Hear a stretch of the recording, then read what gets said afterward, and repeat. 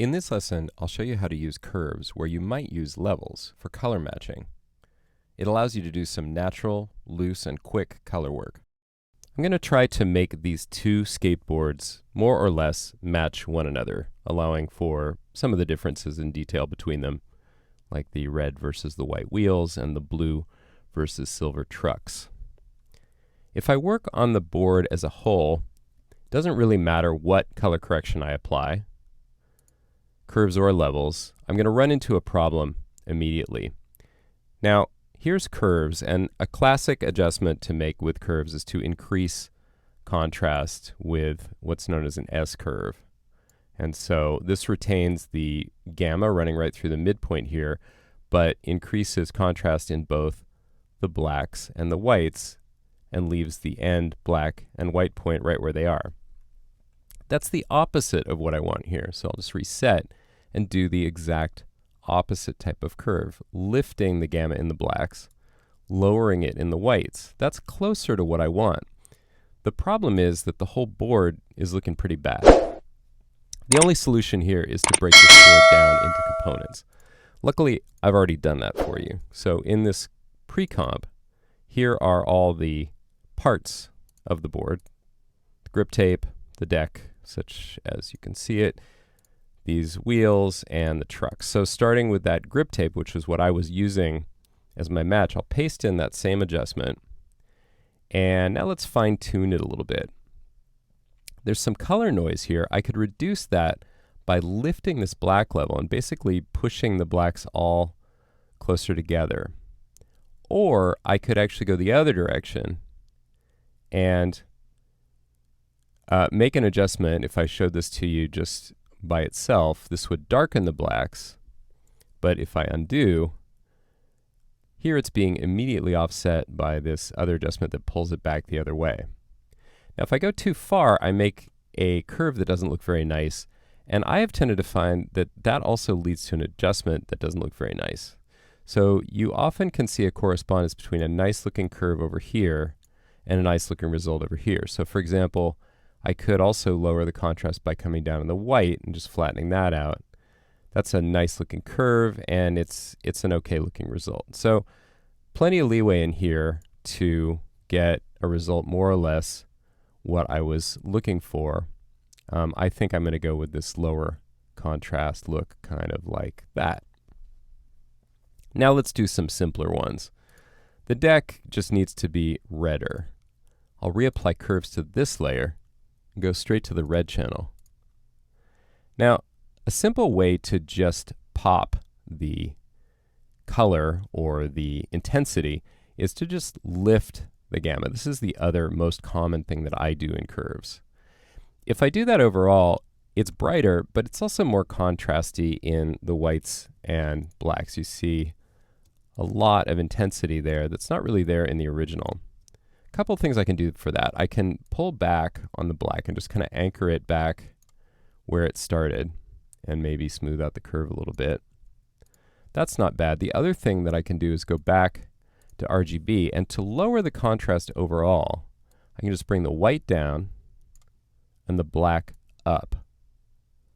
And that's just going to lower the contrast, more just like dragging the end carets in levels would do. So there's no change to gamma now. This is just changing those white and black endpoints.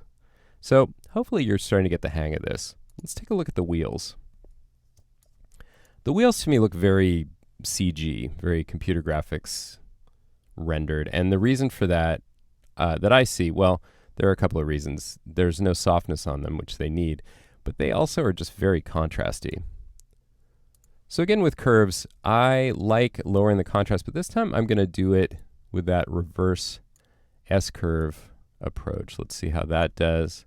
And then maybe I'll also just kind of gently play around with where I can lift the blacks and lower the whites, and totally just kind of by eye decide where I like this. This is very subjective, but I like curves for this subjective type of work once I get the hang of it. And finally, the trucks. This one's going to be simple because they're just too bright.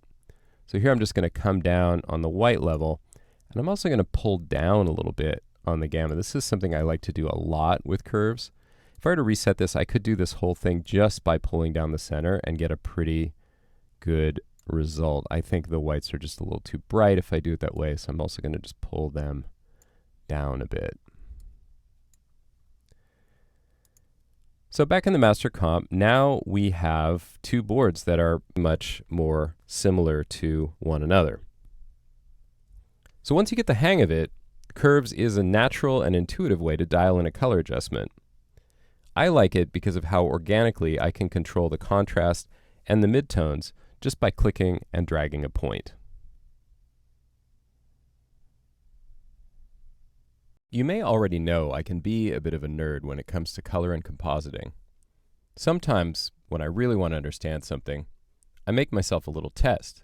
Here, I'll use a simple grayscale gradient and the curves effect to transform this grayscale image into a full color rainbow spectrum.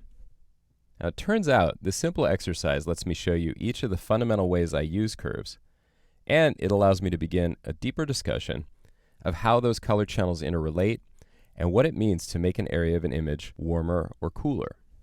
Let me reset to begin this lesson. The curves control is unique in that it has its own keyboard shortcuts. Command 1, 2, or 3 changes the color channel that I'm on to correspond with the 3 color channels that you can also view individually in the comp viewer. I'll start this exercise just by looking at the full color image, but adjusting the red channel. My first task is to bring warmer colors into the top of the spectrum, starting with red. For this, I'm going to stick with a 2-point adjustment to curves. So as you know, curve starts out with 2 points, one at each end of the arbitrary map here.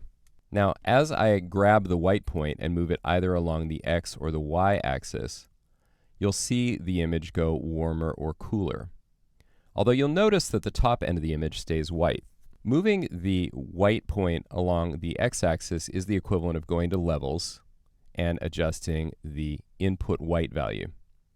And moving it down the y-axis is like adjusting the output white. And the same goes for the black point. The image stays white when I increase the red because there's no further to go at the top end. So instead of adjusting red to get more red into the whites, I'm going to work with the opposing channels, green and blue. By lowering those two values in the whites, I make red the dominant color. Simple enough. So that's one way to warm an image, by introducing more red, by either increasing the amount of red or lowering the amount of green and blue. The other color in the warm end of the spectrum digitally is yellow. Yellow is a secondary color, so just as there are the primary colors, red, green, and blue, there are their opposite secondary colors, cyan, magenta, and yellow. So since yellow is the opposite of blue, I can increase the amount of yellow by lowering the blue. So you can see that by lowering the blue range below that top point, I introduce more yellow and orange into the image. For green, I'm going to use a 3-point curve. So in addition to these 2 points at the end, and just as I just did with blue, I'll raise the gamma in green to make that mid-range of this spectrum green. Green is neither warm nor cool. Green and magenta change the character of the image, but not really the warmth or coolness of it. To work with the lower end of the spectrum, I'll start with blue. One thing I can do right away is just lift the blue levels at the bottom end to get some of that happening down here. Now clearly I'm going to have to readjust this. I want more blue across the whole bottom end of the spectrum. I think I want the midpoint to be right there. And so what I'm working my way toward is a 5-point curve for blue.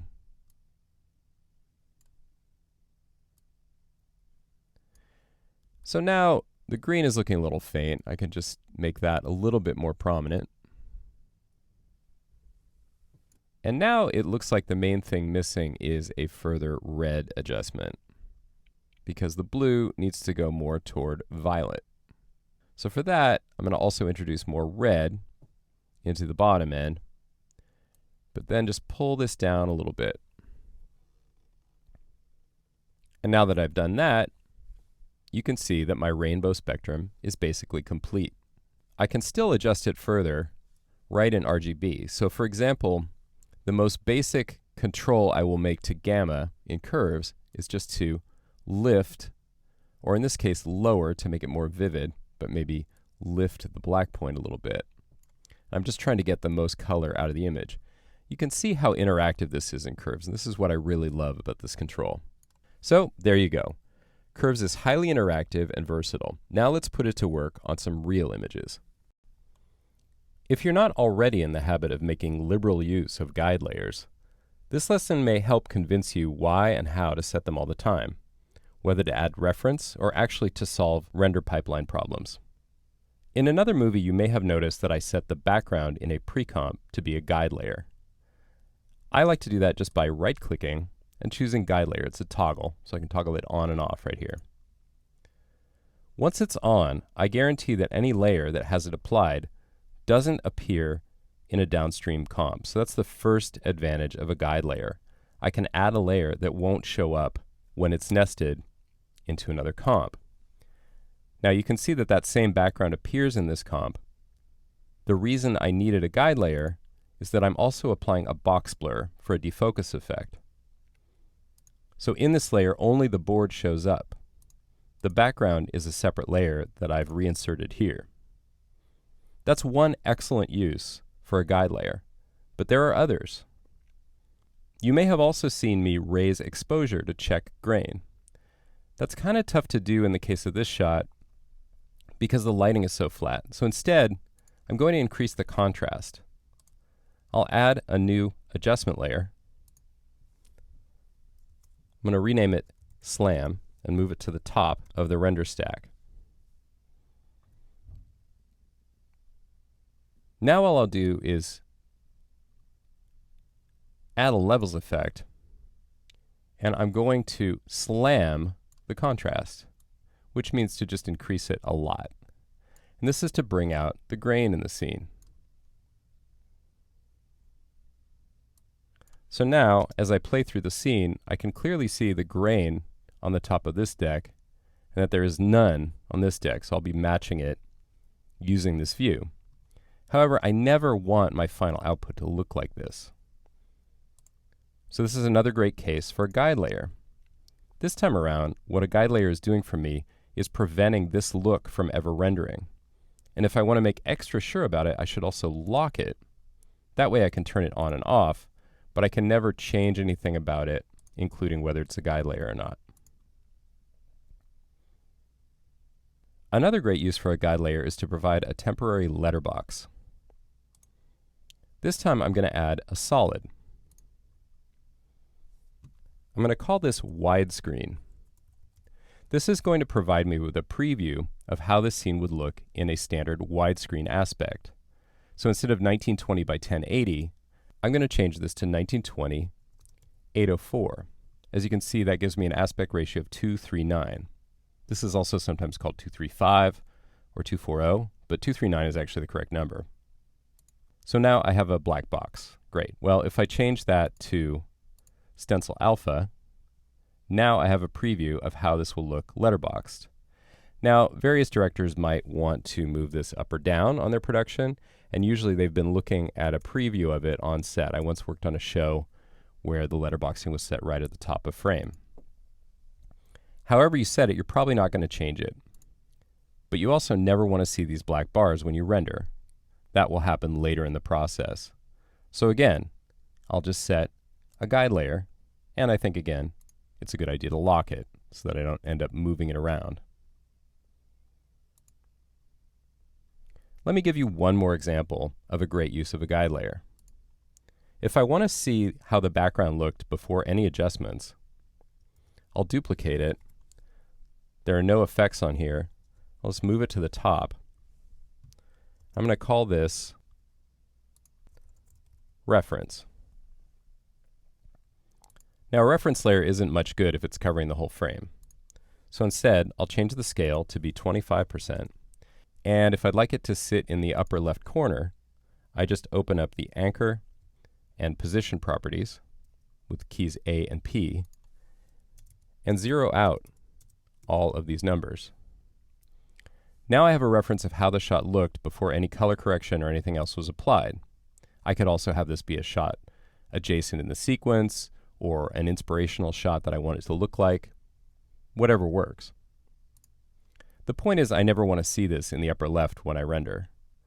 So again, if I choose Guide Layer, now I have a frame that won't show up in the final render. So let's take a look at that. I'll render out a single frame.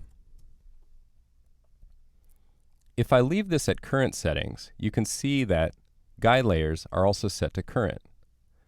So here they would render. But normally I render to best settings, and under best, you'll see that guide layers are set to be all off. If I choose that, I can also import this when I'm done. And I'm just going to render a test to my desktop. So I've shown you a few basic uses for guide layers. But by no means are my examples exhaustive. Anytime you have something you want to see, but that you don't want to show up in a render, remember that you can add as many guide layers as you'd like without really having to think of them later. Now I'll introduce a concept that we'll revisit throughout this course, that you can add a color grade to a shot or sequence at any point in the process of developing the shot, not just at the end. And you can take this approach even if you don't have access to any of the great third-party plugins available for After Effects. Here I've applied a base grade to the shot. Without it, the shot looks like this. Now, why would you want to spend 90 to 99% of your time working on this shot with it looking like this, when at no cost, you could just transform it to look like this with a single layer that can be turned on and off at any time and just sits above all your footage? Not only that, you can get more expressive. If you like, you can take the shot in a warmer or a cooler direction. And here's the big surprise. All of these were created just with curves. Now I'll just delete them and start over and show you how. Getting started, it's apparent the shot needs more contrast. So I'll just add that right in RGB. And I'm usually careful to make sure the line crosses right over the center, no matter how far I go in white or black. That's for a base grade. The other thing I'd like to do here is just cool down the shadows and warm up the highlights a little bit. For that, I'll lift blue, but come down on the center. And I'll make a similar adjustment in green, maybe a little bit more modest.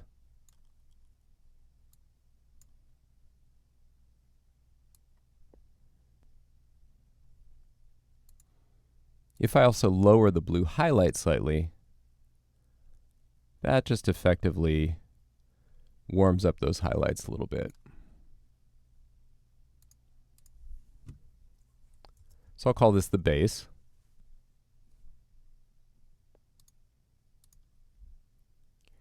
Now I could keep working in that same curves control, but since I have a base that I like, I'm just going to build upon it with another curves adjustment. To cool down the shot, the first thing I might do is pull down on the gamma. That just makes it kind of darker and more somber right away. And then in terms of color, I'll drag out slightly at the bottom of the red spectrum, but bring it back in line further up the curve. So that's already looking a lot cooler. In blue, I might actually lift the gamma, which counteracts that first adjustment. And I could do the same in green, but I don't want the shot to look too green in the highlights. So I'm just going to level that one out a bit. And then just by adjusting a single control, you can make a big difference in the mood and color of the shot. I'll call this one cool. Now I'll turn that off because warm is an alternative. For this, I'm simply going to go into red, add some contrast in red only, and then I'm just going to lower the intensity of the blue.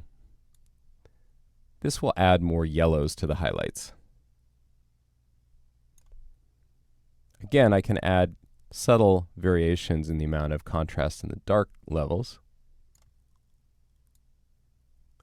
And I usually don't add more than 2 points to a curve, usually.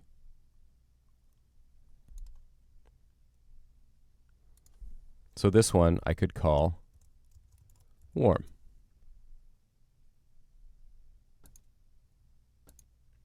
So it's not that only curves can deliver these types of looks, but that it can be the fastest, most natural, and in After Effects, the most universal color look toolset. Here's a scene that could be described as somewhere between punishing and impossible to light correctly. One common technique in VFX compositing to compensate for a lighting situation like this is light wrap. And in this lesson, I'll teach you a simple recipe to add a good light wrap effect to your shot and better match the foreground and background. This foreground shot was taken on a green screen, and there's no practical way to stick a light source like this behind the talent on a green screen, even if you wanted that. And if you did it that way, it would certainly limit your options to relight him later. Instead, let's get him matched as well as we can to begin.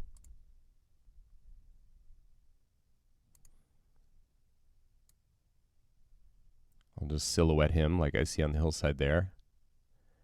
And I also notice that the blacks are a little bit washed out. And so he doesn't really look right. He's very cut out looking over the sky.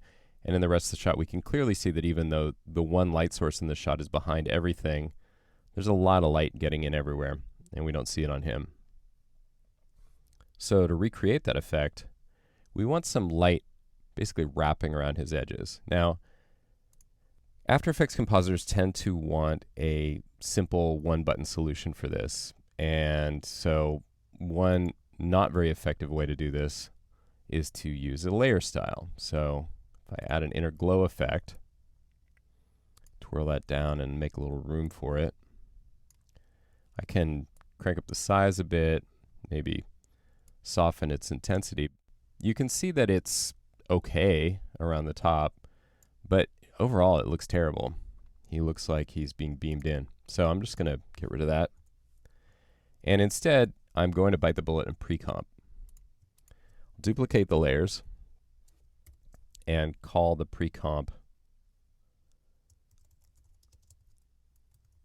light wrap pre. And in there, I'll select the foreground and change its blending mode to the little known Silhouette Alpha. All this does is basically make a cookie cutter out of the alpha of that layer. It turns the layer off effectively and leaves the selection as everything but that layer. Then I want a copy of that layer, and I want to do the opposite and choose Stencil Alpha.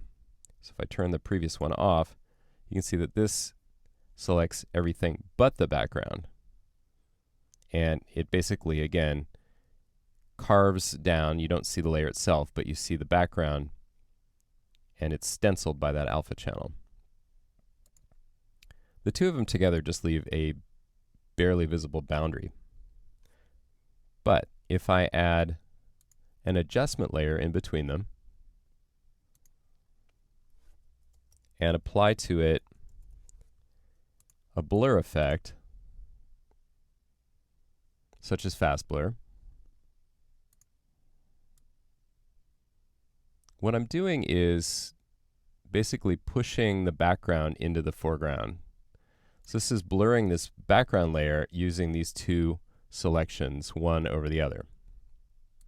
Let me choose a modest amount to begin with, and let's check out the result.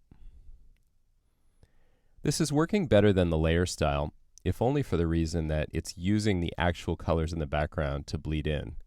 So down here where the background's darker, you don't get this telltale weird outline. Now, I can take this whole layer and adjust it up and down, and you see kind of the effect of it. In this case, I'm going to try a whole different style and actually increase the blur a lot. This is the other way you can go with this. And now I'm going to have to bring back the intensity a bit, but you can see that I've got something that just in this case seems a bit more plausible.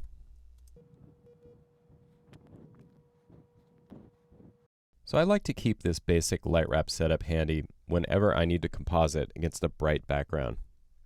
I would caution you not to overuse it, although I do know of compositors who have made light wrap something like a signature style. Right now, this shot frankly isn't looking so hot, and that's partly because I have focused so much on trying to get it technically right rather than capturing the desired feeling of this scene.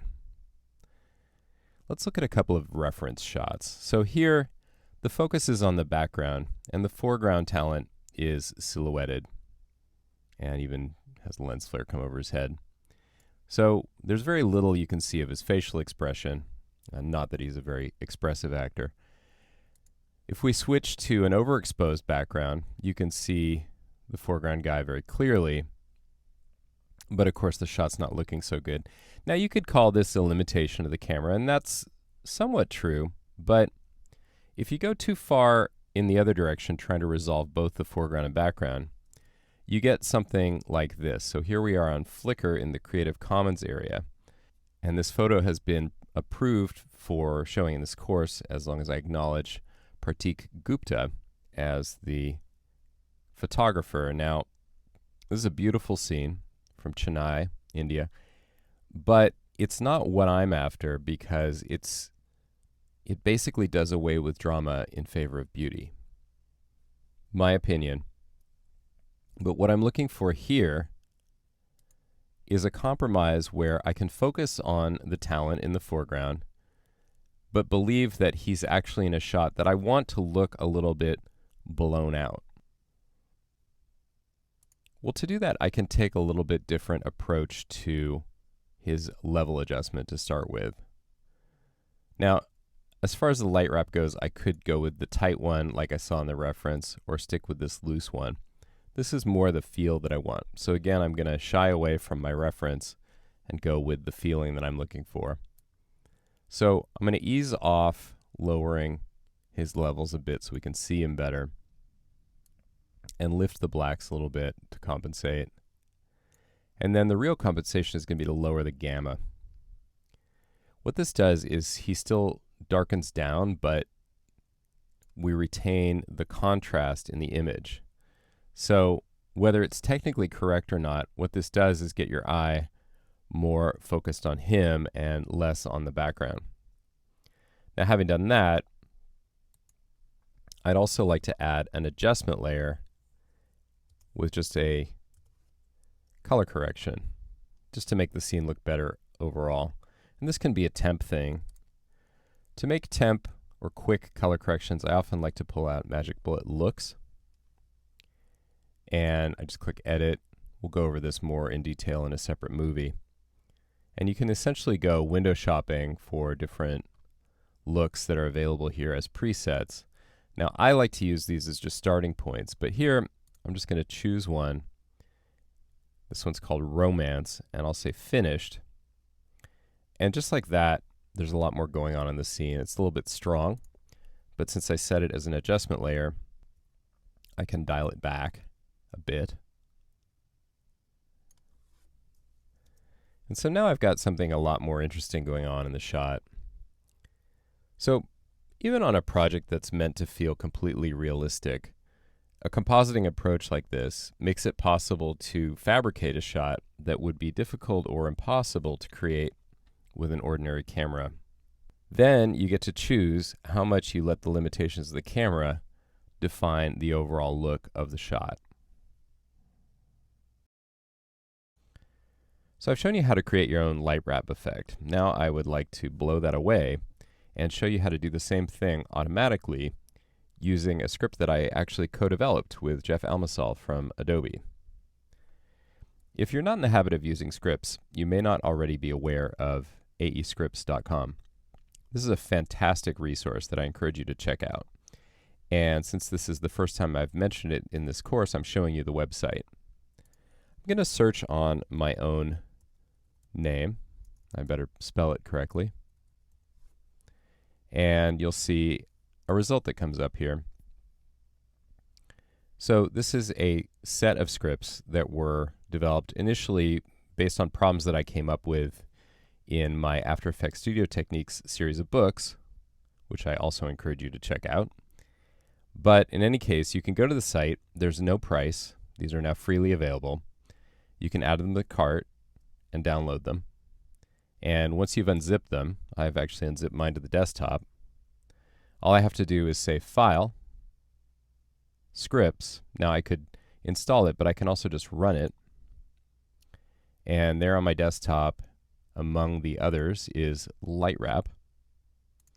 And when I run it, I get a warning. So there is one prerequisite. So let me just select the foreground layer and try this again. Same process. And boom, just like that, I have a light wrap effect with the same setup as we used previously. And there are a couple of additional really great things here. One is I have these expression sliders set up here. So I can change the amount of blur or contamination, as it's called here, using a slider that's right in the same comp. The other one that's really cool is this offset. So for example, here the sun is to his right. So if I want to offset the light wrap so that it's more weighted up and maybe to the right, I can do that. Now naturally, I do need to dial this back a little bit more just with the layer opacity. But all in all, this is a perfect case for using a script because it takes a somewhat tedious task and automates it. Your extra work to get to this point is to reduce your comp down to a foreground and background because that's what's required for this script and for this process. Lens distortion is present in an awful lot of shots taken with an actual physical camera and a curved lens, which most of them are. It's especially apparent in a shot like this, an extreme wide angle like a fisheye, in this case taken on a GoPro Hero 3. In this lesson, I'll show you how to measure and match this type of lens distortion right in After Effects using the Optics Compensation plugin. So without further ado, let's see what the Optics Compensation effect does. I'll apply it here, and if I raise field of view right away, you'll see that in fact it's making what was some pretty extreme fisheye distortion more extreme. However, if I check reverse lens distortion, it actually undoes the effect of a fisheye lens. Now, let's say that my goal is actually to flatten this shot out. How do I know when I've accomplished that? Well, I want lines that should be straight in that background shot to be straight. To measure that, I've made a grid adjustment layer. And in that, I can actually apply the grid effect. And to see it properly, I'm going to change the blending mode to normal. And to me, it looks better if I change it to width and height sliders and make them each 200. That's a little bit more manageable. Now this would let me measure just perfectly, except that there aren't any perfectly horizontal or vertical lines in this image, even though it looks pretty flat. So another effect that I can employ, if the grid isn't quite doing it for me, is beam. Now beam's an odd effect. It's not really designed for this specific use. It's sort of designed to make little Star Wars type effects, but I'm going to adjust the length to be 100%. I'll leave it at this ugly looking red color and composite on original. Then all I do is align it with something that I know to be straight. For example, this roof line. And you can see that right off the bat, I'm pretty good. So if I take away the effect, we're nowhere close. Here I'm pretty good. If I were off by a little bit, you start to see how the curvature doesn't match. So this is the first step to getting an adjustment that you can use to composite into the shot. It's not the last step, and the reason for that is I don't suggest that you just leave the shot like this and composite into it. For one thing, although optics compensation is very effective, you see just some weirdness with the lens that's left over from doing this to the shot. Instead, to show you what to do next, I'm going to copy the effect and look at a different shot taken with the same camera. Now, one great thing is if you're shooting with the same camera and the same lens, you don't need to remeasure. So if I apply that same effect here, it is just as accurate as it was in the other one. So in fact, I'm going to copy this grid layer right here and just replace the one I have here that has nothing in it with that, turn it back on, and if I realign the beam here, you'll see that it's working just as well over here. Again, there's my roof line. To avoid undistorting the shot like this, I have another option. I can copy the effect. In fact, I'll cut it, go into this layer. Now, I don't want this to be an adjustment layer anymore because I only want to affect this one layer. So I'll turn that off, change this back to none, and then apply the effect here, but I'll uncheck reverse lens distortion. Now you can see the beginnings of what's going to let me composite into this scene. The layer's actually been distorted to match the lens distortion of the background. But you can also see that it's oddly cropped, and it's really not clear how exactly I'm going to move it around and work with it to do real compositing. Now that we know how to match lens distortion, let's look at how to composite into it using pre-comps. In this lesson, we'll take a look at how to composite a foreground layer into a background that has lens distortion. Here you see my reference layer, and it's been set up to match the background. So without optics compensation, you can see the lines don't match, and they're looking pretty good.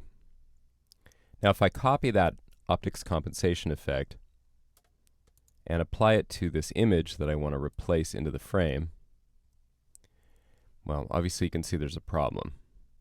And I won't solve it just by resetting the center of the image.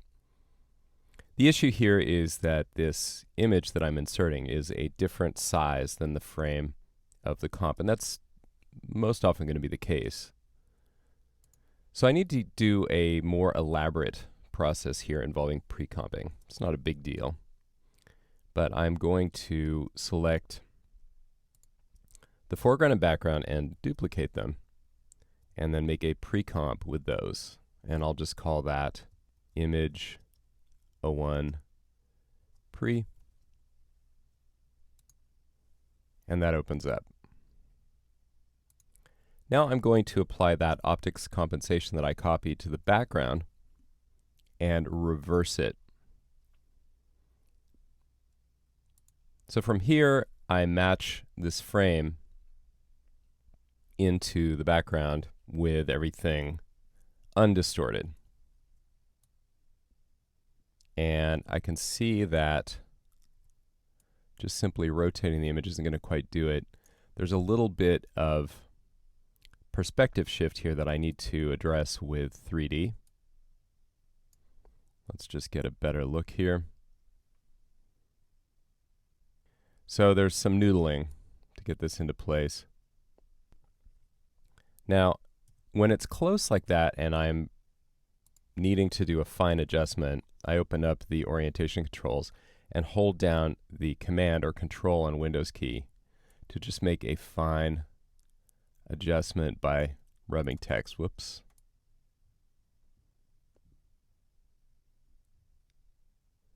There we go. Now that looks better aligned. I'm just going to scale this into place.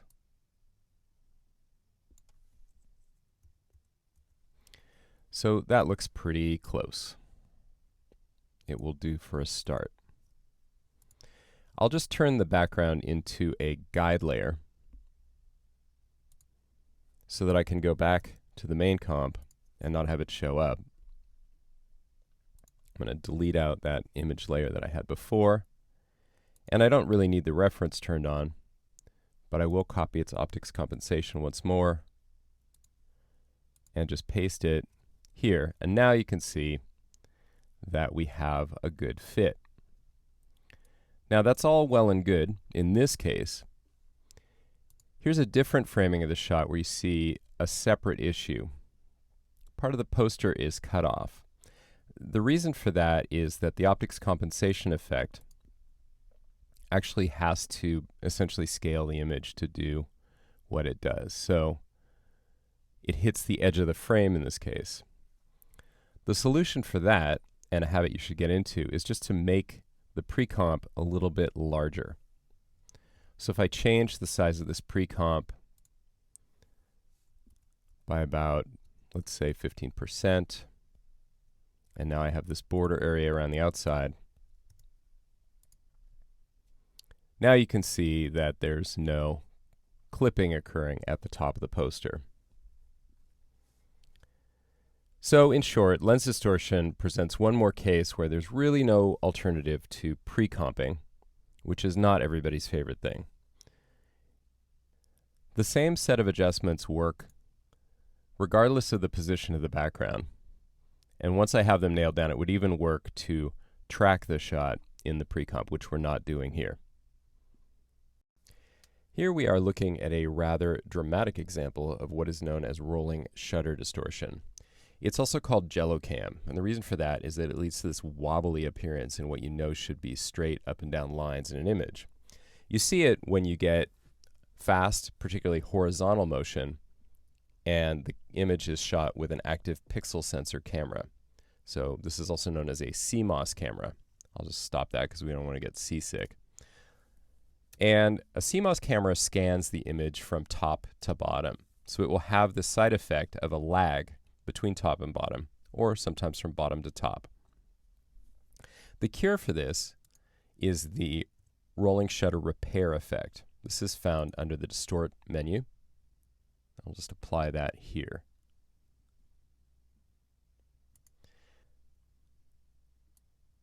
So on a frame that has rolling shutter distortion, you can see that what this effect does is actually analyze the image for that distortion and correct it. Now, we're not quite going straight up and down here, and in fact, we see the distortion kind of reversing here. So we haven't totally solved it here. If that's the case, you can raise the rate, and that will straighten it out more, but I still see an unpleasant side effect here. So in this case, I can also switch from the warp method to the gentler pixel motion method and lower this back down. Now we're back to straight again. Now, you can still see that it's not perfect, but if we watch the whip pan in full motion, it may be good enough. The best solution here would be to just not shoot it this way in the first place. You could do the pan more slowly and add the motion blur in post, but this may be good enough. A separate case where you can see rolling shutter distortion is when you're either in or shooting a vehicle passing by. So here it's not so noticeable that there's rolling shutter, but you can see the lines are a little bit diagonal, and if I apply rolling shutter repair here, you'll see the difference between when it's off and when it's on. In this case, however, the effect has a little bit of problem because it can't really very well distinguish this car passing by from the background scene. And so you see extra distortion that's actually been added to the scene there to the right. Now, in this case, switching to pixel motion helps a bit, but you still see some unpleasant side effects. So in this case, I wouldn't recommend using rolling shutter repair at all. The simplest way to avoid rolling shutter artifacts is either to avoid shooting fast motion, and particularly horizontal motion like this. But if you know you'll need to shoot a moving vehicle or from one, it may be best to choose a camera with a CCD sensor that doesn't create these kind of artifacts. This section of the course has been all about optics, and while we're on the topic, this is just a subtle, gentle reminder to pay attention to edges, and if you've generated yours with a computer, make sure they match the natural optics you find in the scene. The computer-generated board in front has very sharp edges. You can even see pixels around them. People like those because they're very accurate. The board behind is in focus, more or less, but it's actually quite soft along its edges. If you study images, you'll find this all the time. Edges that appear to be sharp on close examination have a slight softness. How much softness? Well, in an HD image, I would estimate it's usually between 1.5 and 2 pixels.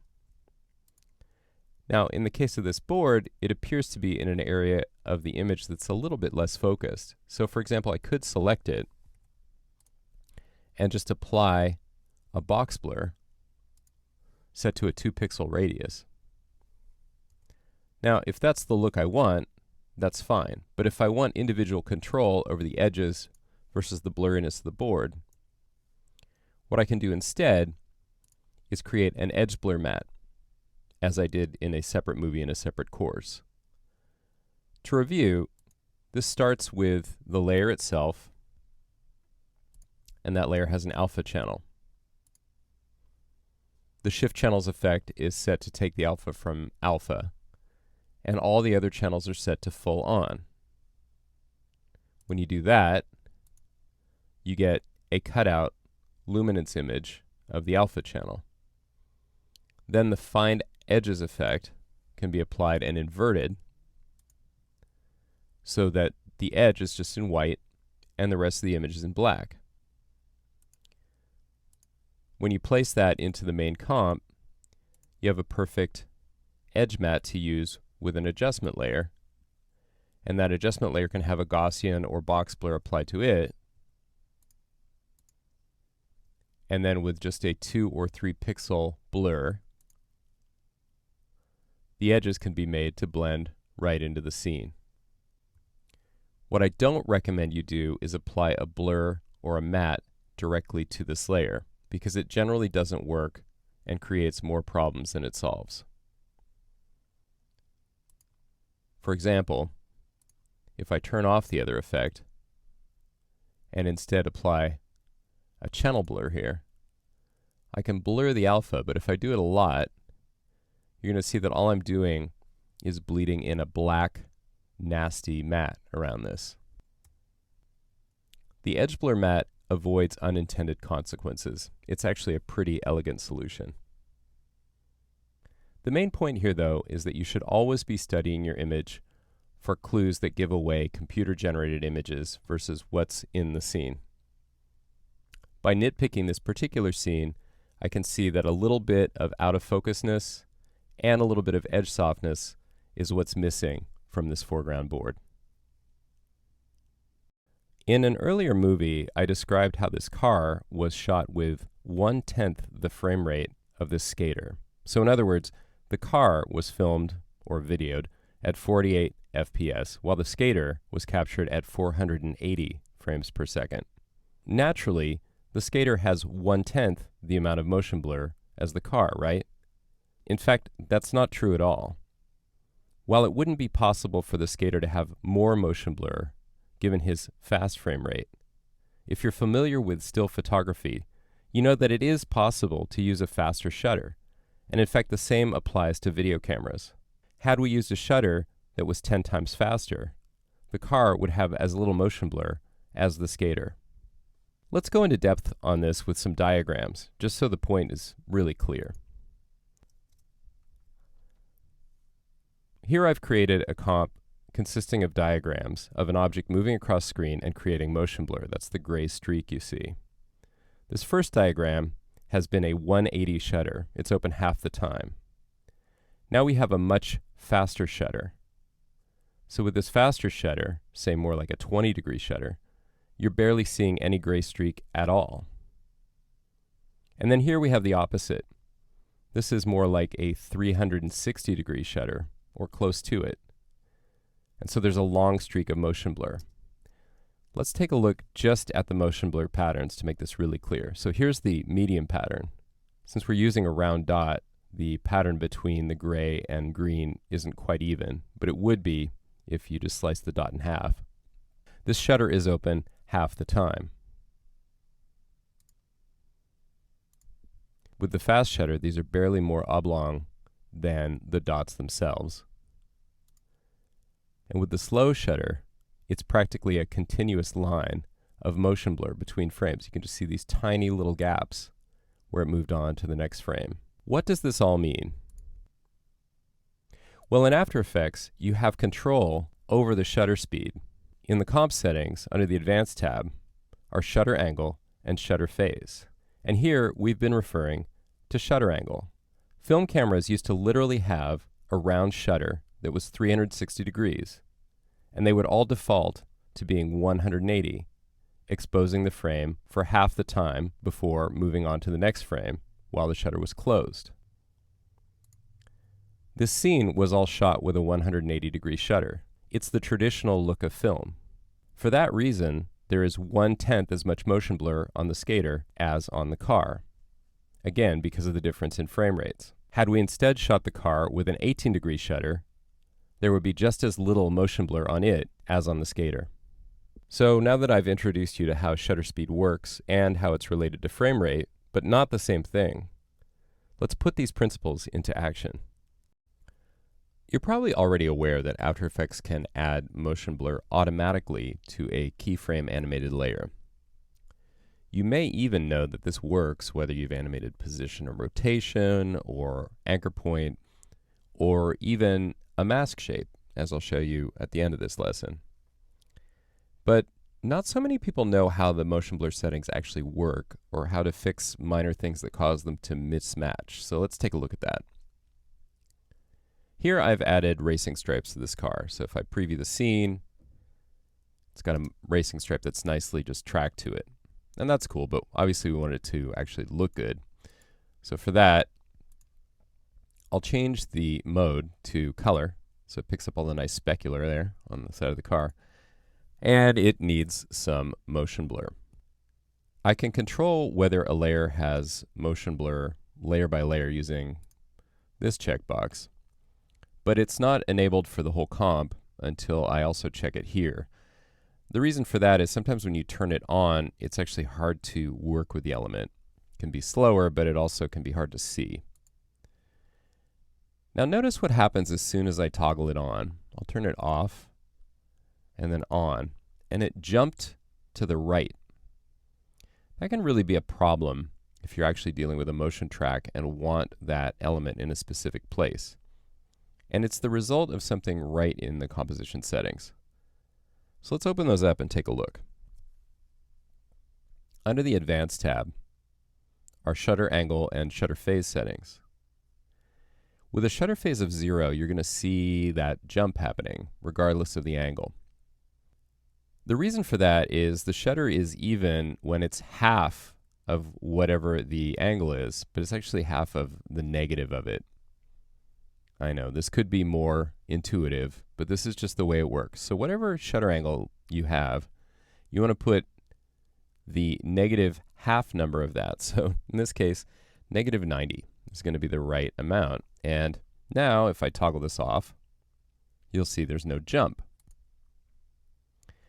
Now, the motion blur is very smeary here, and that's probably correct because the camera did indeed use a 180 shutter angle, and it looks like it matches. But it's really hard to see the racing stripe, and that's going to diminish the effect of it when I freeze frame on this car. So now I'm going to make a subjective decision to actually make it incorrect so that it looks cooler. So I'll lower the shutter angle right down to 45, and of course I've got to keep the phase in line so it holds its place. Can you guess what the number is going to be? I'll round it. It's negative 22. Now I can actually make out the racing stripe, and I think it looks kind of cool. Now, before I end this lesson, I want to show you an alternative. I'll just unshy the other layer and turn off the one I've been working on. So here's the same thing, but it's done this time using mask layers. And you can see when I enable motion blur for this layer, it works just the same.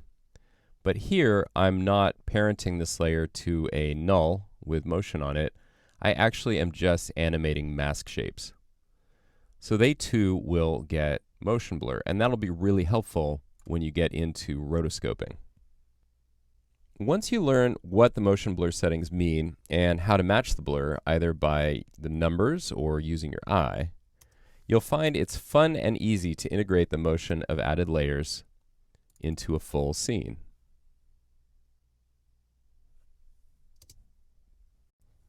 Here's a simple A over B shot that obviously needs a little work on timing. The car went zooming by at full speed in real time at the beginning of the shot. Our skater was recorded at 1/10 the frame rate, so he's at 480 FPS, and the car is at 48 frames per second. So in this lesson, we will get these two basically aligned before we get to work on the real magic of the shot. Now, to show you what's going on here with the foreground,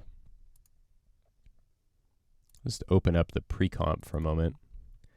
And you see those keyframes on the main roto layer. So he's been cut out at the moment when he is meant to leave the ground. If I highlight the layer, you can see this anchor point. Just look very carefully, and you'll see the anchor point that moves up to the apex. I have a reference car guide layer there just to make sure he clears it. And then he comes quickly back down. Now, we also have these shadow layers just filling in where he's left the ground. Those are pretty rough at this point. You can see it's even missing a little bit there. And we've also got an ease. So filming him with high speed allows us to add these eases that make giving him this kind of super jump more natural. It would be much steppier, kind of awkward looking if we hadn't filmed it at high speed. So now we have to get the high speed to work with the regular speed. Okay, 48 FPS is technically double regular speed, but we are in a 48 FPS comp as well, so it's going by in real time. So to begin with, since it's 10 times as fast in the background as the foreground, why don't I set the foreground to be 1/10 its regular speed by changing the stretch factor. So now I'm just going to go to the apex of his jump and slide the car right under him and see how we're doing on timing with this. Okay, well, at the back he cuts it really close, which is great. There's not so much drama here at the front. I mean, this is okay. Let's see. If I just bracket that off and preview this in real time, it's not bad. He feels a little slow to me. We can use this as a starting point, but I want to do this with time remapping rather than with stretch because I want to feel it, and I'm also going to want to slip it. Neither of those can I really do just by plugging in a number. So I'm going to move this one back, and I'm going to make this one 100 again. And I'll set up time remapping on that layer. Now I'll just take this end time remap keyframe and bring it in. You're going to see him come in there, and we'll get him kind of at his apex right here in the middle again. That puts us right around here.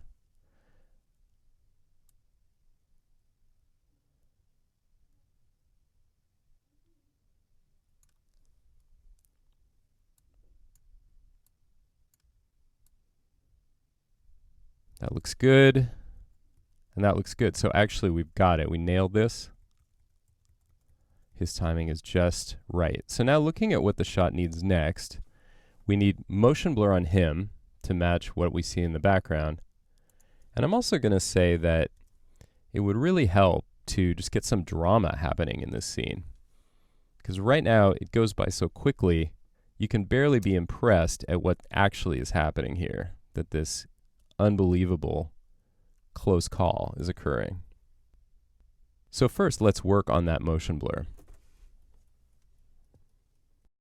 Now let's examine how to use the pixel motion blur effect to add motion blur to a layer that contains plenty of motion, but that motion isn't being generated by any keyframes in the timeline. Here is a foreground that clearly needs motion blur to match the background car. So pixel motion blur analyzes the motion of actual individual pixels in order to generate motion blur. It's an automated tool, but nonetheless it has definite things you need to watch out for.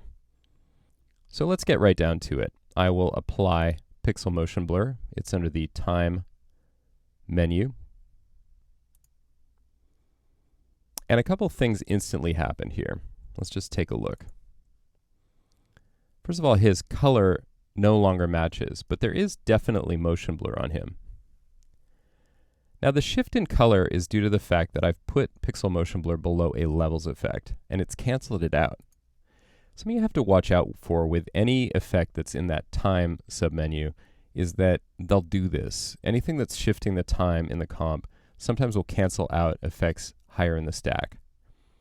The simple solution here is just to move levels below pixel motion blur so that it happens afterwards. And that problem is solved. We can also move levels into the pre-comp, and that would solve it as well. Now, the length of the motion blur here looks okay. Looks about right, actually. And it's using the default manual shutter, which I recommend, don't use automatic, set to an angle of 180. That is actually the frame rate used to shoot this background. And since we are now retiming the foreground to match it, the amount of motion blur is correct. It just looks very steppy and low quality. I like to set the shutter samples to a minimum of 16. And when I do that, you're going to see all those little striations and steps go away. You can go higher if you want, it'll just slow things down. I don't usually do much with vector detail. It will actually sometimes give away the motion blur by making the detail stronger. So to keep it nice and smooth, this is pretty much where I like to have it. So the result is really nice. Here we have motion blur that is not merely unidirectional, but in fact, as you saw, as he raises his arms, their blur goes in one direction while the center of his body continues to travel right to left. This is useful for retiming like this. It's also very useful when you're adding 3D layers, particularly Cineware layers that really can't have motion blur applied to them. So you need to generate it right here in After Effects. Pixel motion blur will actually do that for you. So pixel motion blur is essential to getting this particular shot right. It provides the contrast between the skater inhabiting the real world of the car, where motion is blurry, and the heightened reality will add next, in which his amazing jump bends time.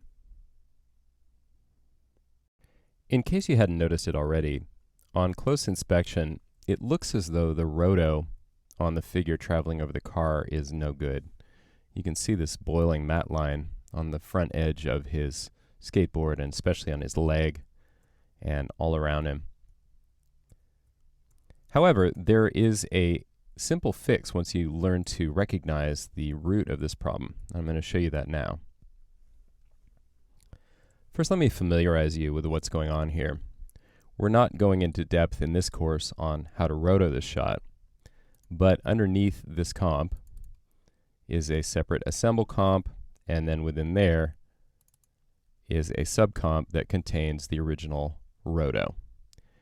Here you see a lot of keyframes that were used to roto this figure. So that's for the board. And then down here is all the roto on him. And as you can see, we're using in-between frames. So we don't have roto on every frame, but we do have quite a lot of masks, and they're all keyframed every 10 or 20 frames on average. Well, here the roto looks fine. It looks good. It's pretty tight, and I don't see the problem that I saw elsewhere. So the question is, how do I solve this? The wrong way would be to add a lot more keyframes to try to tighten it up, because there's a simple fix. If I open Composition Settings and go into the Advanced tab, I'll enable Preserve Frame Rate when nested or in Render Queue, and click OK. Now, I can do this either right here in the rotocomp or in the other nested comp, FG Jump. I don't need to do it in both. If we look at the frame rate here, it's 48. In fact, it's 48 in all three of these comps. But in the master comp, we're messing around with the timing. Because we're going below 48 frames per second to get at the original slow motion footage, we were getting an error where all of those in-betweens were slipping outside of the timing of the footage itself. By asking After Effects to preserve the frame rate, we make sure that each frame gets the same in-between frame that it's getting in the original comp. One thing that might be confusing here is, why is this slow motion comp set to 48 frames per second when in fact the footage was shot at 480? Well, After Effects doesn't support a frame rate above 99. So in this case, we've had to compromise and standardize it around 48. So you just have to keep it in mind that that's how it is. Either way, the point is we're dealing with frame numbers when we time remap, and what we need to avoid is letting in-between frames get out of sync with the footage. That'll happen anytime you use a retime effect with a pre-comp that has keyframes in it. So that's a simple lesson that will hopefully save you hours of trying to work around a vexing problem, now that you know how to recognize and diagnose it. In this lesson, we'll look at the purpose of 32-bit HDR, and we're going to look at it this time in terms of potential, because part of the role of 32-bit is to hold all of the potential that could be there in any image, but frankly, usually is not. To do this, we're going to use three simple ingredients: a gradient ramp, a levels effect, and the info panel. Now, this gradient may appear banded to you because it's very difficult to present this in any compressed form without introducing banding. The first thing I'm going to do, just to review, is knock this project down to 8 bits per channel and increase the contrast dramatically in the image. This is something you may have seen me do already, so this is just a review. If I zoom in, you can clearly see the ugly banding in the center of the image. 8 bits per channel is the same color space as your monitor, unless you have a very fancy monitor. It's capable of presenting images without looking like this, but when you work this way internally, you can quickly push images to where they'll do this. The fix is to go to 16 bits per channel, and voila, the banding vanishes. So this extra 8 bits of accuracy is the whole point of 16-bit per channel. Its real role is to reduce banding. Now, if I then bump that up to 32 bits per channel, what gives? The image doesn't look any better. But if I look at the whole image and move my cursor around out here and look at the info panel, I'm seeing values that are well above 1. So let me go back. 8-bit per channel, white is 1, black is 0. 16-bit, same. And then 32-bit, the values continue increasing and decreasing. What that means is that if I change the exposure of the image, which I can preview with this little control, those values can come back in 32 bits per channel. Watch what happens if I go to one of the other modes. Whether it's 8 or 16 bit per channel, the result is the same. the whites go gray because they've already been clipped to full white. Whereas in 32-bit, I've merely pushed them above white and then am bringing them back to white. This brings up the whole question of what really is white. That white is what we call monitor white. It's the whitest white that your monitor can display, again, if you have an 8-bit monitor, which is really standard. The world can get a lot brighter and a lot darker than your monitor. And so the point of 32-bit per channel is to reflect how color works in the real world. So now that you have a grasp of the potential of 32-bit per channel HDR, let's take a look at how it can play a role in your actual shots, even if you don't have access to any HDR source to begin with. So what if you lived in a world where your incoming source was HDR? Let's take a look at how that would be before we move on to working with just low dynamic range source footage. Here I'm working with still images from openexr.org. Now they would list as floating point in the project panel, and here I can see that they have significant overbrights. These levels are going above 2 in the whites. I'm going to apply the two most common effects that we use in visual effects, levels and blur. First of all, levels. Now let's suppose I'm willing to really brighten up this image a lot. Kind of blow it out. In an LDR pipeline, I would never expect that I was going to bring that image back to where it was. In HDR, it's a simple matter of just making the same counter adjustment. There's no change from the previous image. So just to show you, and I'm sure you're aware of this, at 8-bit or even 16, this image looks horrible.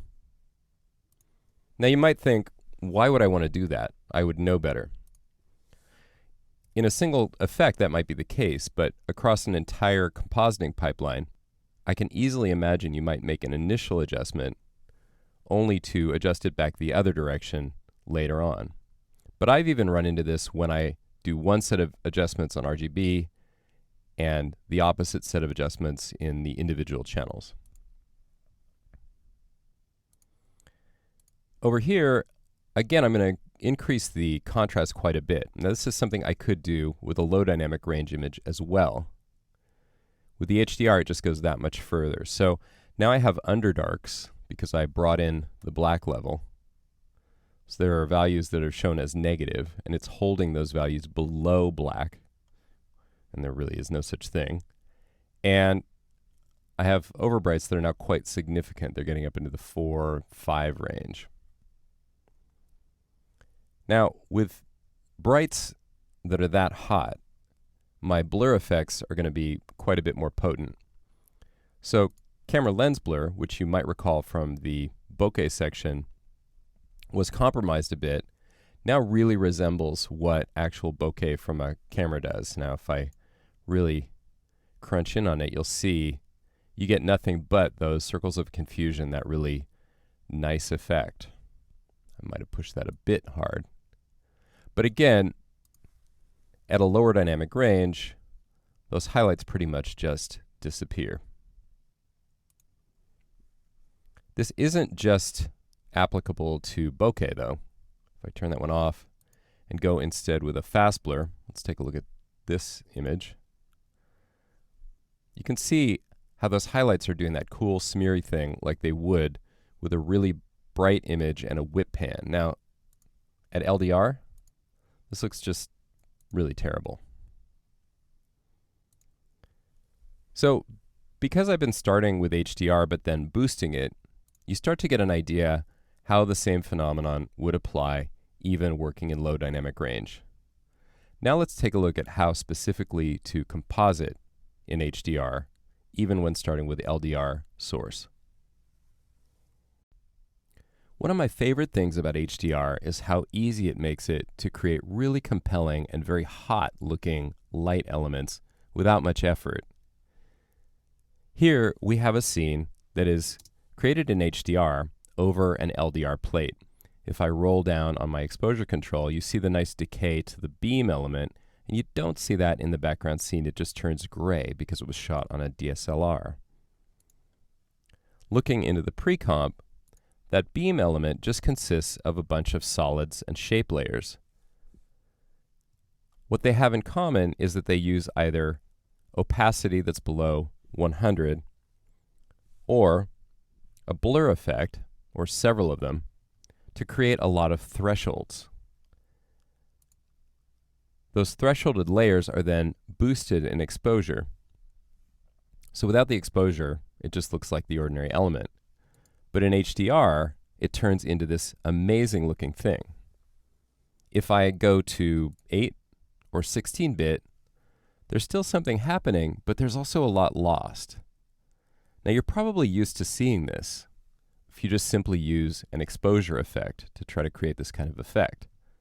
And so what you end up doing is compensating. So for example, here, I might add a vibrance effect. And I could try boosting the vibrance and the saturation and trying to get some color back into that element. I might try moving this up, if I can grab it. Well, now I'm part of the way back toward recovering the look that I wanted, but it's just really not the same, and I'm going to have to do a lot more work. In 32 bits per channel, I'm already there, and all I had to do to create this effect was add an expression that just wiggles the exposure to create this pulsating glow. So whether or not your source footage is HDR or LDR, when you find yourself creating really bright, glowing, hot elements or working with them, HDR can really be your friend in terms of creating some cinematic magic. In another movie, you may have noticed this little yellow triangle that showed up when I applied vibrance in a 32-bit per channel project. This is a warning that the 32-bit per channel pipeline is being broken by an effect that only supports 18 or 16-bit per channel color. In this lesson, I'm going to show you how to be very deliberate about where and when you let this happen. So here the shot looks okay despite this warning. But if I move the vibrance down, I've broken the shot. You can see that the values are no longer above 1, whereas when it was up above, undo might be an easier way to do that, they're well above 1. What's going on is that vibrance can only operate in 8 or 16-bit per channel, and so if you apply it to a 32-bit image, it's going to force that image down into low dynamic range. Without the exposure, this already is a low dynamic range element, so it doesn't really matter. If I need to apply it after exposure, or somewhere else in the pipeline, there's an extra step to take in order to make this work. Under Effects and Presets is this Compress, Expand, Dynamic Range animation preset. It's found in the Image Utilities category. If I double-click it, it's not quite ready to use until I deselect and move Compress up above my LDR effect, which I have to do very carefully. It's still not helping me until I increase the gain to encompass the range of that high dynamic range image. The reason for that is you want to be sensitive to not pushing this harder than it needs to go. So if your image is only going up to about 2, leave it at 2. If you're going up to 20, you're going to need more. But you don't want to set it to 20 if you don't need it, because what it's doing is actually compressing the HDR numbers down into a range that vibrance can work with them, and then expanding them back out. These are two instances of the same effect, which is the HDR compander effect. One is set to compress, one to expand, and they're linked together with expressions. So if you're working in 32-bit per channel HDR and you simply can't avoid applying an LDR effect, make sure to use the compander around it in order to preserve the HDR quality of the shot. Now we've seen how this image resulted from working in 32-bit per channel HDR. I'd like to dispel what I consider to be a very common myth about 32 bits per channel, that you have no business working in this mode if you're not intending to render an HDR. I'd like to remind you that I'm working on an 8-bit per channel monitor, and more likely than not, you're also viewing this class on an 8-bit monitor. And we're seeing the image that we like. If I knock this down to 8 bits per channel, or even 16, it just doesn't look as good. So what I'm urging you to do is take advantage of what you can do with 32 bits per channel to create this image, and then feel free to render it low dynamic range. Here's how. This installation of After Effects is defaulting to the lossless default setting. That's the animation codec. That's kind of an old one. Even if we changed it to something modern like ProRes 444, there are only 2 color depths available here. Millions of colors is 8 bits per channel, and trillions of colors is 16, so there's no floating point 32. These are both low dynamic range formats. So I'll go ahead and choose trillions.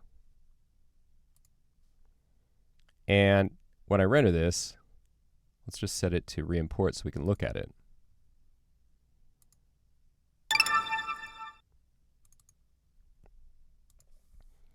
Now when we compare the rendered result and the original, they look identical. The only difference is visible when I move my cursor over the hot part of the beam. In 16-bit per channel, you can see that it's at 1.0, or full white, monitor white. In the original, we have overbrights. Those values are above 1. So whether in 8 or 16-bit, my overbrights disappear, and that means if I want to further adjust the image, those whites are going to turn gray. Whereas in this version, I'm free to keep working with it and keep adjusting it and get all the benefits of high dynamic range. Now, if I want those, that's also easy to get. This time, I'll choose Photoshop. I don't need an alpha channel, but whichever mode I choose for channels, Photoshop offers millions, trillions, or floating point. So this time I'll choose 32-bit per channel floating point. Again, I'm going to set this to import.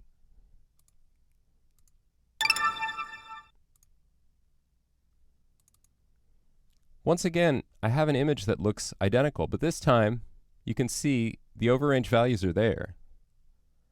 So this one could continue to be adjusted in HDR. So I hope this lesson has made it clear to you that whether you intend to output low dynamic range 8 or 16-bit per channel images, or high dynamic range 32-bit per channel images, you can get the same look to your final output working in 32-bit HDR. If there's one thing I've wanted you to get about working in 32-bit HDR mode, it's that when you're creating these kind of overrange elements, this is the fastest way to get a really nice result. The irony is, many artists avoid working in this mode at all because it's perceived to be slow. So here's a quick quiz. If I change my bit depth to 16, how much faster does After Effects render it? 2 times? What about at 8? Is it 4 times faster? I'll create a 30-frame preview of this particular movie and just try it again at 8 bits. Now, I don't expect you to be timing this at home, but I timed it, and the difference is about 15%. Now, I'll grant you, this is a single layer that's been taken to overrange, so really, this isn't like testing an entire elaborate project full of overrange values moving up and down. But if you've experienced 32-bit per channel being a slow mode, you may have been working with a much older version of After Effects. It's been optimized over time. Unfortunately, there's no way to isolate the 32-bit comps in a project and leave just them 32-bit. But After Effects does let you freely change the bit depth of the entire project whenever you want. So if you like, and you can live with it, you can work at 8 or 16-bit and let things look not quite as good.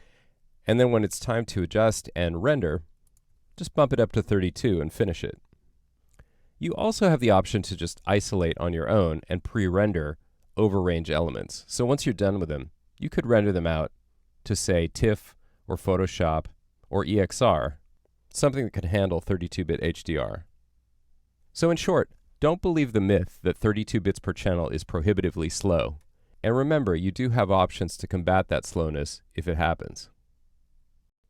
Up to this point, I've carefully avoided an important part of 32-bit per channel linear compositing.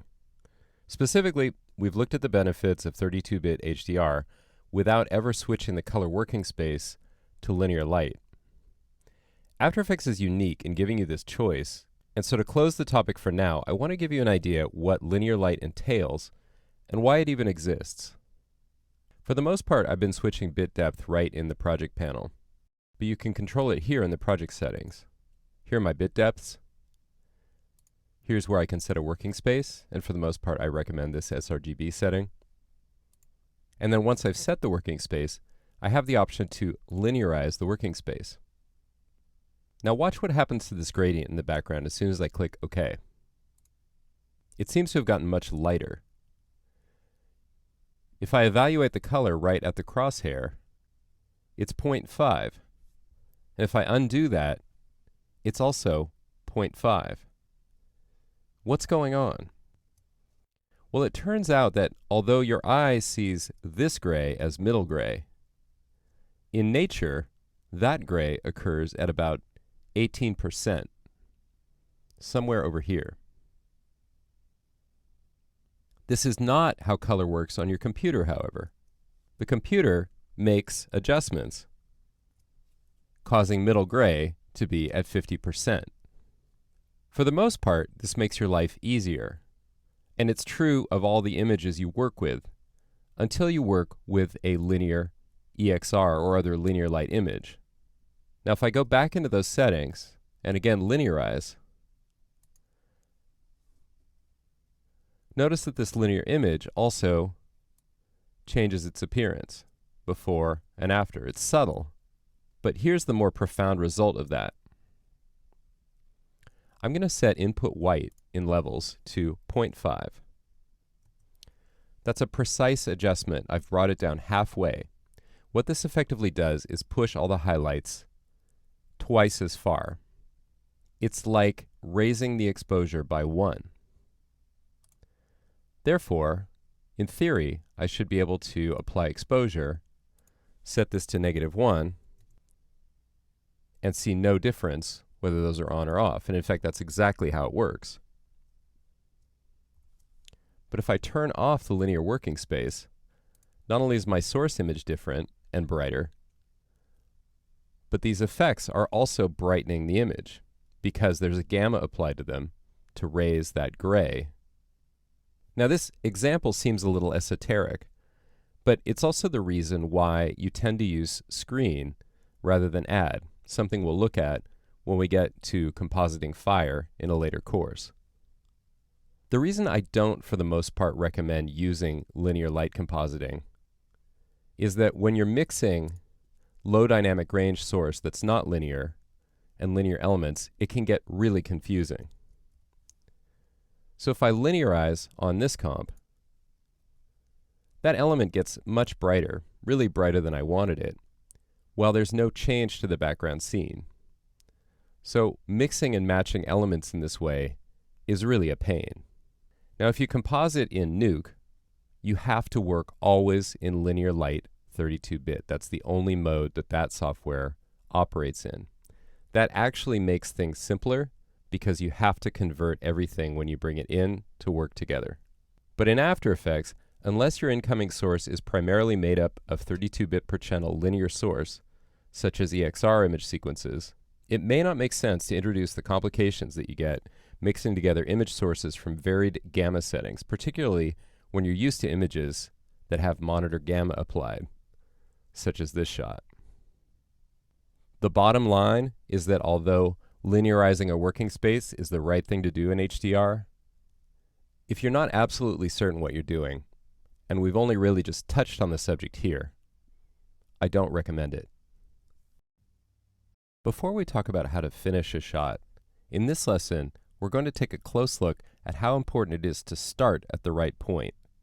If you're used to working with 8-bit footage, you know the importance of having a neutrally shot image to adjust for color later. This image is neutral, and you can tell by the histogram. All the levels are well within the extreme of black and white on the 256 level 8-bit scale. This shot is also within range, but it's a lot closer to the end. But here, this shot seems to be totally destroyed. However, this one was taken with a Blackmagic Cinema camera.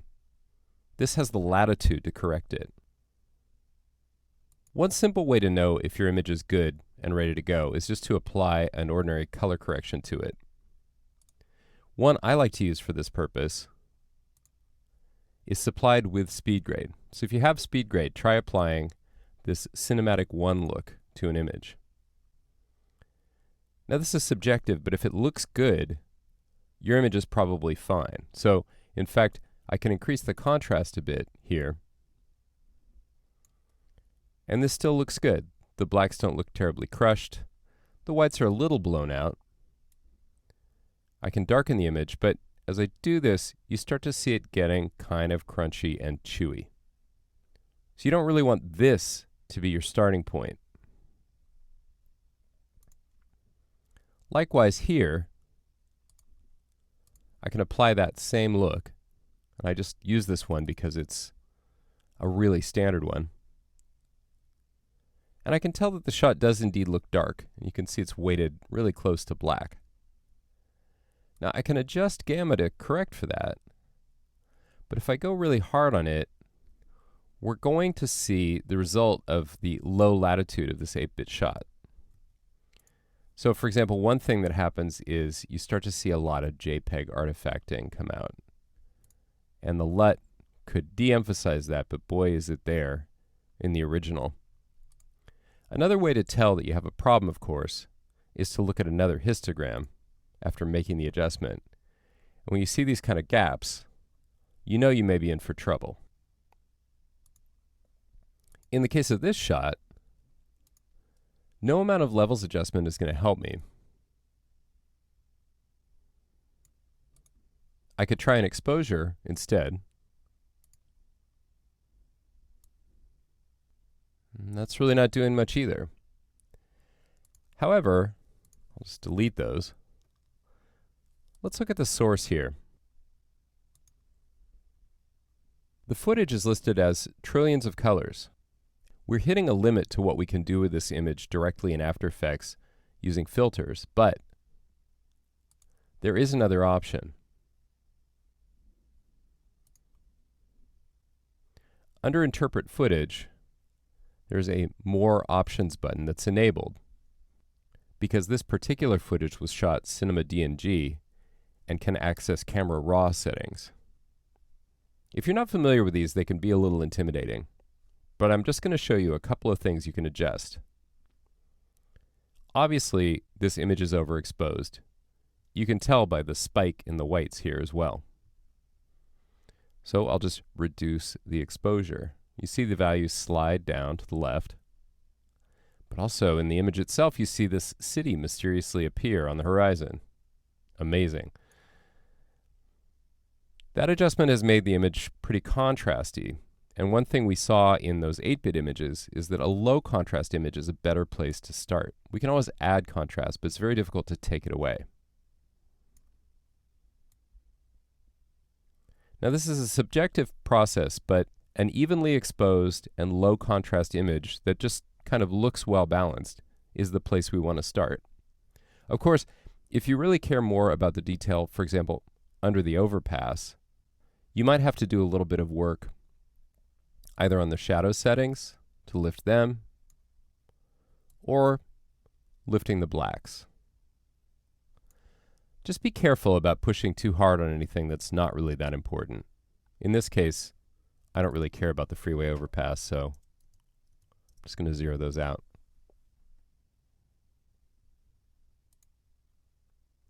When I click OK, I now have a much healthier image to work with and start. And I can apply my same test.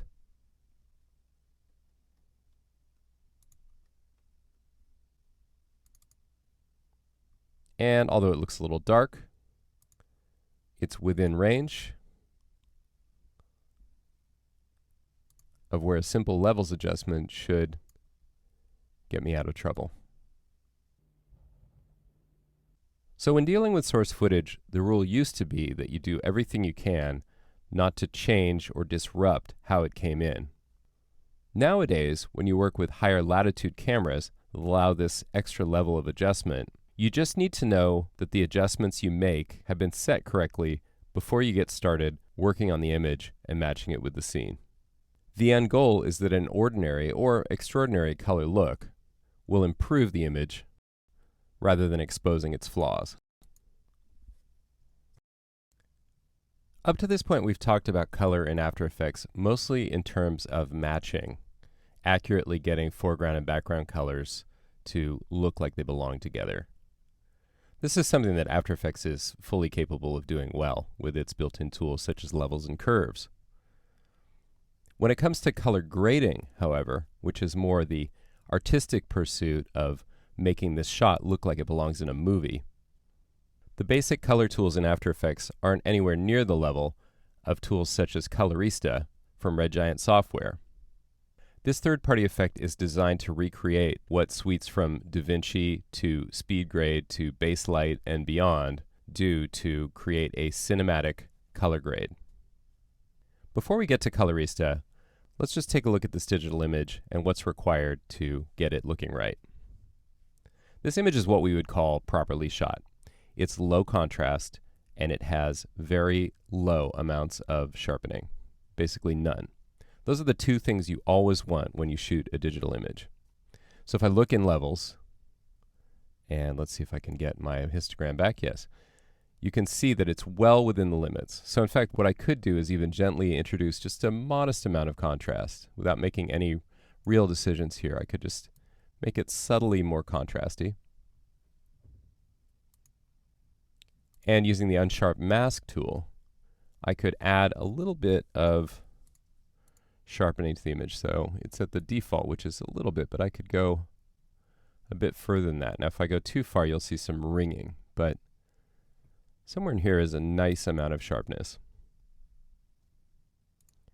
Now I could just stick with those as basic corrections that I want in place.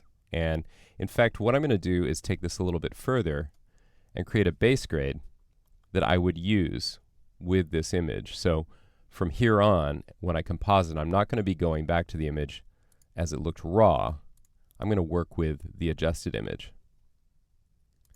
So in Colorista, a really standard thing to do is just to introduce a bit more contrast in terms of color. Now, you could go any way you want with this shot, but to begin, what I want to do is just enhance the skin tones of the talent a bit more.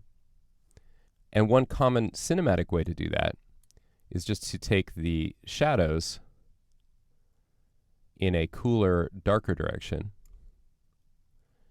and move the highlights more in the direction that skin tones already are, which is effectively orange. Now, I'm going to be modest here. The other thing is, our talent, his skin tones to me and the scene overall is looking a bit pink. So I'm also going to move this toward a sort of green cyan, just a little bit away. Now if I go too far, which this doesn't easily let me do, I'm starting to make a real decision in terms of color. But here, I'm just going for something that's still in the realm of neutral, but looks a bit more palatable to me. I'm going to make sure that I'm in 16-bit per channel mode so that any changes that I make aren't going to disrupt the color accuracy. So if I look at the before and the after, it looks to me like I'm at a much better starting point. Is this where I should stop? Well, that's really up to you. Thinking back to the days of film images might come in with a much stronger look than this. So, if we go back to our example of applying a color LUT and using this cinematic look, that's a much stronger grade already applied to this shot. This could be your starting point, and in fact you could say everything from here on has to match this rather than this. And that's a perfectly acceptable choice to make. You could also recreate a look like that right in Colorista. The real power of Colorista isn't just in these primary corrections, it's also in taking individual colors and suppressing them. So for example, I could pull out a lot of the cyan in the darker tones. But it's also in working with secondaries. So for example, here our character is wearing a hat and his face is shaded. If we really want his face to stand out here, we could give it its own power window grade, just bringing up the levels of his face. Or we could procedurally take everything brighter than his face in the scene and subtly bring that down. That is real color grading work, where you're directing the eye and the mood of the shot. So to summarize, Magic Bullet Colorista is, in After Effects, probably the most popular example of a set of tools that is also found in whole other applications, from SpeedGrade to DaVinci Resolve.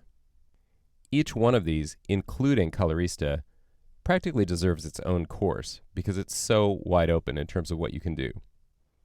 So for now, we'll just stay focused on getting started with tools that deliver quicker color grading results.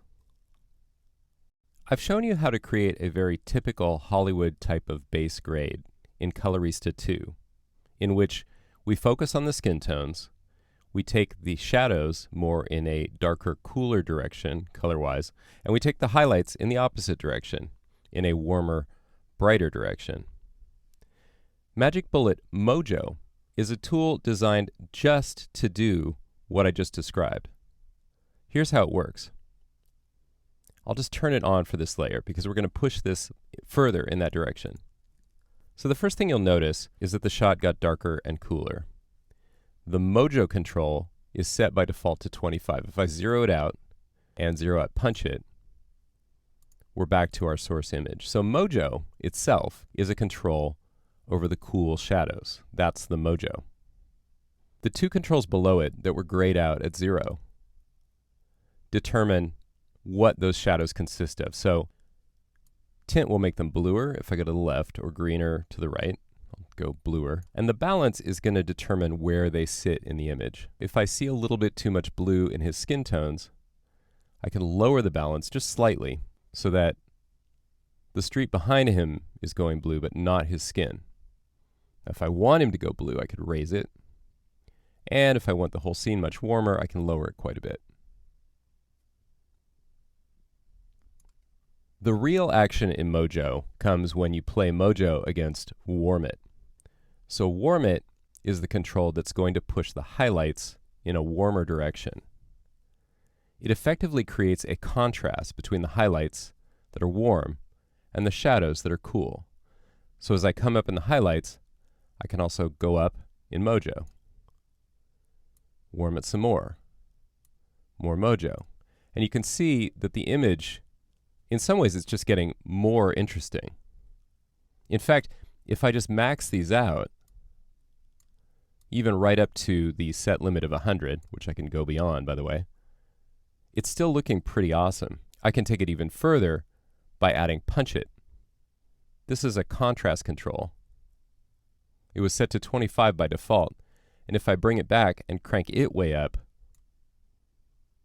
and then bring out some of the bleach control as well, I'm actually getting the Old West quality that I'm looking for in this shot. We're setting up kind of a gunslinger duel type of shot here. And this is looking pretty good. Now, of course, I can back off. I don't really need everything set quite this high. But it's interesting to me that this image, well shot, is holding together really well with the controls pushed this hard.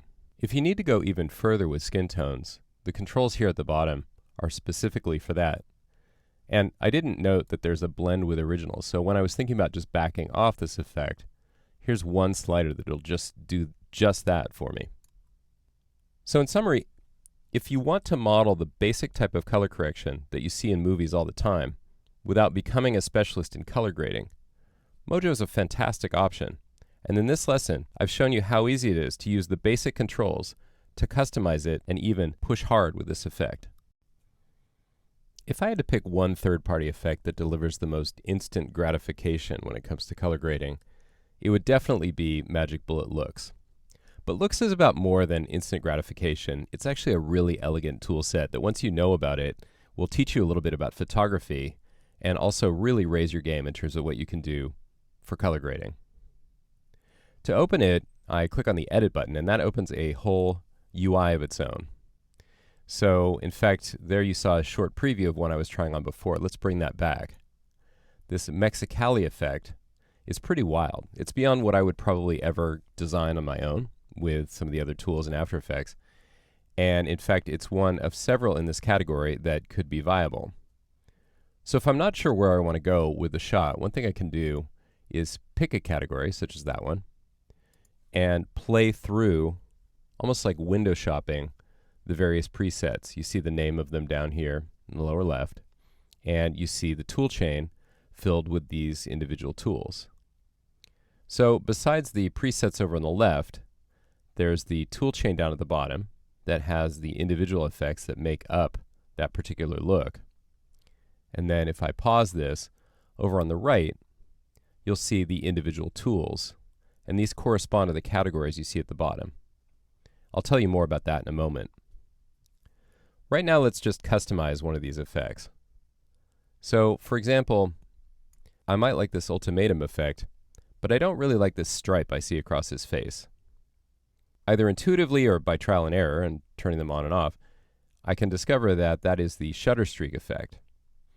I can just simply turn it off like that, or I can dial it back. Now in this case there's a boost control, and that sounds like the one that's going to control how strong it is. Indeed, that is.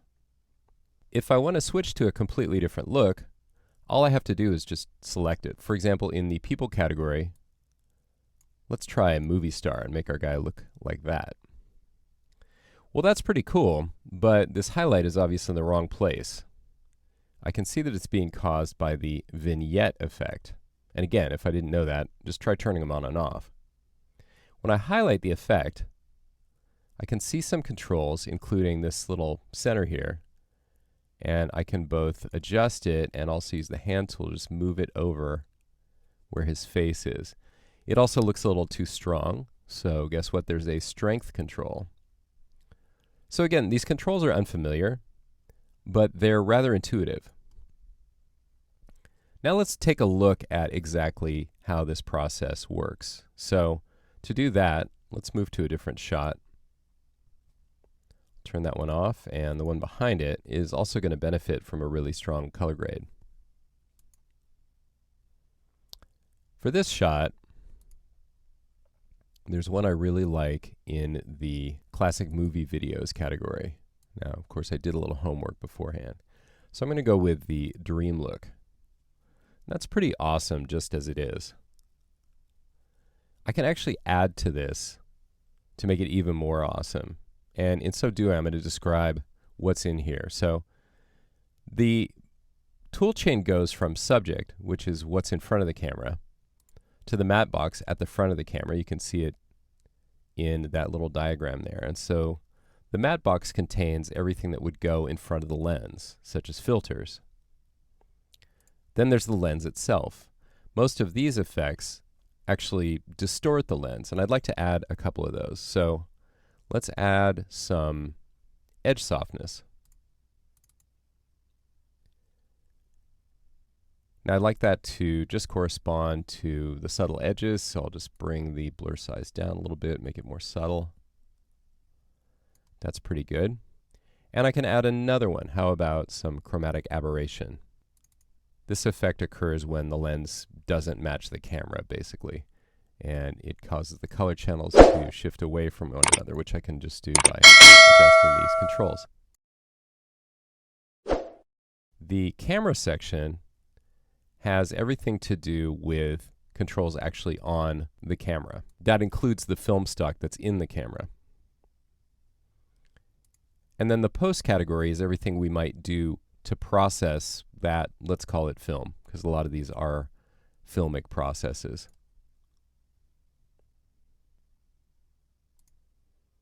Now I love this result. To me, it looks now more like a really great cover to an album or something than the cool yet way too ordinary type of shot that I had before. So if there's one thing I want you to take away from this quick start on Magic Bullet Looks, it's that you can be confident about starting with a preset and then customizing it to suit your specific shot. If you have any understanding at all of cinematography, you may even find this process of working with the tool set a lot of fun. Lo and behold, we have actually improved this shot by degrading it, taking it more in the direction we want it to go, by adding lens flaws, specifically in this lens category, this edge softness and chromatic aberration. Among the other options in the lens category in Magic Bullet Looks is the most common type of lens flaw, which is the vignette. If I add that here, you'll see this darkness around the edge and this circular mask that creates it. Now in here I can adjust the strength and so on. And this is such a common effect that rather than teaching you to rely on Magic Bullet Looks for it, I'd like to show you just briefly how to easily do it in After Effects.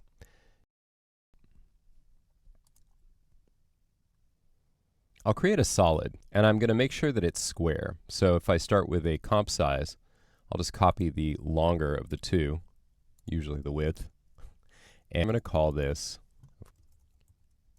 vignette.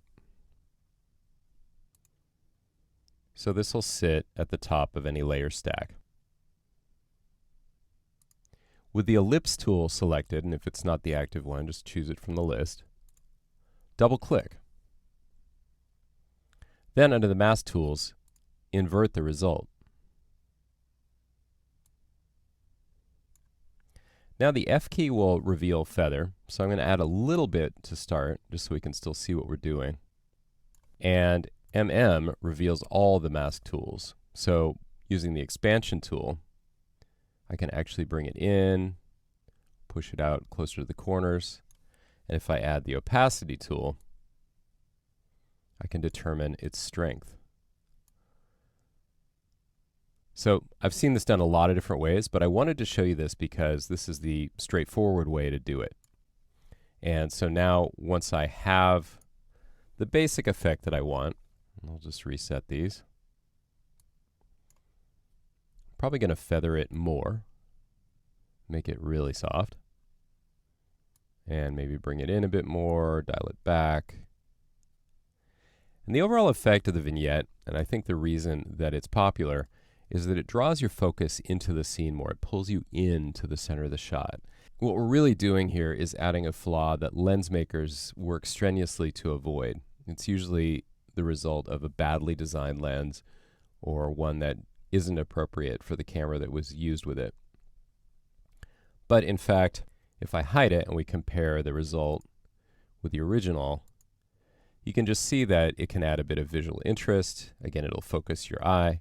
And if you dial it way back, you can get it to the point where it's still having that effect, but it's really barely even noticeable. So that is